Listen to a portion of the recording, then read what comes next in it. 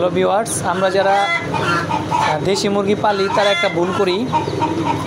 ভুলটা হচ্ছে বাচ্চা ফোটার সাথে সাথে আমরা কি করি, পরের দিনই নামাই দিই। এই ভুলটা কেউই করবেন না।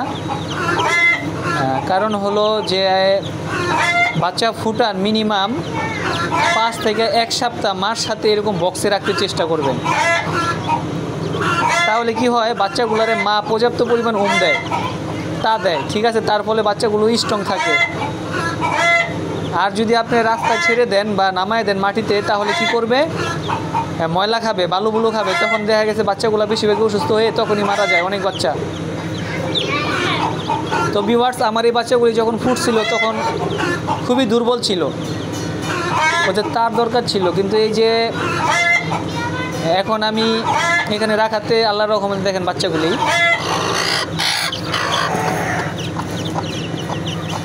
আর এগুলো আমি ফ্যাট দিয়েছি, মানে ক্রস করাইছি ওদের বাপ ছিল অন্যটা আর কি, মা দেশি, তো আমি ক্রস করছি বাচ্চাগুলি। এখন দেখবো যে বাচ্চাগুলি কি অবস্থা হয়।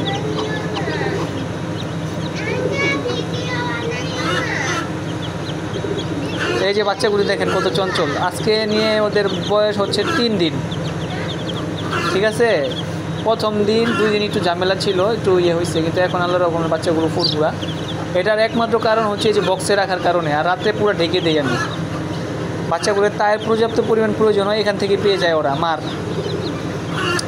আর এখানে তো খাবার শুধু যে দেওয়া খাবারগুলি খাচ্ছে, অন্য খাবারগুলো খাইতে পারে না। আর নিচে নামাই দিলে তো আপনারা অনেক রকমের খাবার খাবে, সন্ধান করবে, সেই ক্ষেত্রে দেখা গেছে একটু ঝামেলা হয়ে যায়।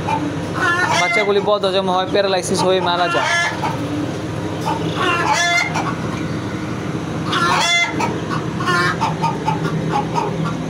এই যে একটা,